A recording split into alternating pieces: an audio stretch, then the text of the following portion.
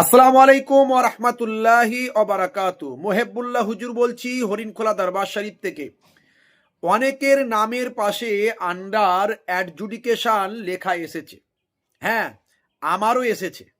তো এ নিয়ে অনেকে হয়তো চিন্তিত বা অনেকে হয়তো দুঃখ পাচ্ছেন বা খারাপ লাগছে। এতে খারাপ পাওয়ার কিছু নাই। আপনি এদেশের নাগরিক, আপনি বৈধ ভোটার, আপনার ডকুমেন্টস আছে, এতে আবার ভয় পাওয়ার কি আছে বা চিন্তা করার কি আছে? উঠুন উঠুন, আপনি আপনার মতো যেমন কাজকর্ম করছেন করুন, আবার নাম লিস্ট আসবে, সেই লিস্টে আপনার নাম ঢুকে যাবে। আরে আমার নামও তো এসেছে, অসুবিধা তো কিছু নাই। আন্ডার অ্যাডজুডিকেশন মানে হলো আপনার নামটা যাচাইয়ের প্রক্রিয়ার মধ্যে আছে। এই নয় যে আপনি আনম্যাপড হয়েছেন। আনম্যাপড মানে যার 2002 সালের, যার 14 পুরুষের কারো নাম ছিল না। আরে আপনার তো আছে, আপনি তো আনম্যাপড নন, আপনি তো ডিলিট নন। ডিলিট হলেও ভয় নাই, তার আবার নাম তোলার সুযোগ আছে। আর আপনার অ্যাডজুডিকেশন মানে তো কোনো সমস্যার চিন্তা করার কিছু নাই। আসলে তাড়াহুড়ো করে এই নির্বাচন কমিশন তারা লিস্ট বের করতে পারেনি, এটা আমাদের কোনো ভয় পাওয়ার কোনো কারণ নাই। আর সর্বোপরি আমরা ইমানদার, আমরা বলি অলকাদ খাই রিহি ওয়াসার রিহি মিনাল্লাহি তাআলা, ভাগ্যে ভালো মন্দ যা কিছু হচ্ছে আল্লাহর কাছ থেকে হচ্ছে। অর্থাৎ আপনার চিন্তা করার কিছু নাই, টেনশন করার কিছু নাই, কোনো ভুল চিন্তা করার কিছু নাই, ভাবার কিছু নাই। নোবেল জয়ী অমর্ত্য সেনের নাম অ্যাডজুডিকেশনে এসেছে।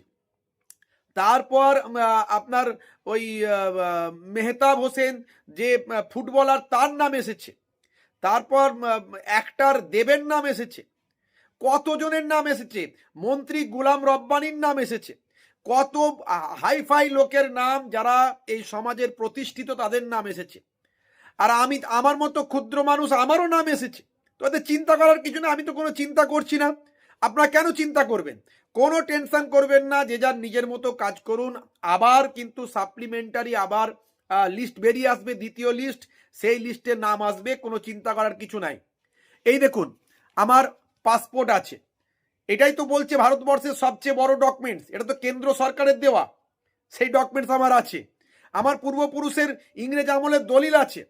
আমার আব্বাজান ছিলেন এক্স টিচার, আমি নিজে হাই স্কুল টিচার। এই দেখুন আমার অ্যাপ্রুভাল লেটার, এই অ্যাপ্রুভাল লেটার আছে আমার। এই দেখুন আমার সর্বোচ্চ ডিগ্রি আছে, সর্বোচ্চ মাস্টার ডিগ্রি আছে, মাস্টার ডিগ্রি সার্টিফিকেট আছে। তো এরপরও আমার এসেছে, এ তো ভয় পাওয়ার কিছু নাই। অনেক রথী মহারথীর এসেছে। নির্বাচন কমিশন তার মতো কাজ করে যাচ্ছে, তাদেরও ভুল ভ্রান্তি হওয়া স্বাভাবিক।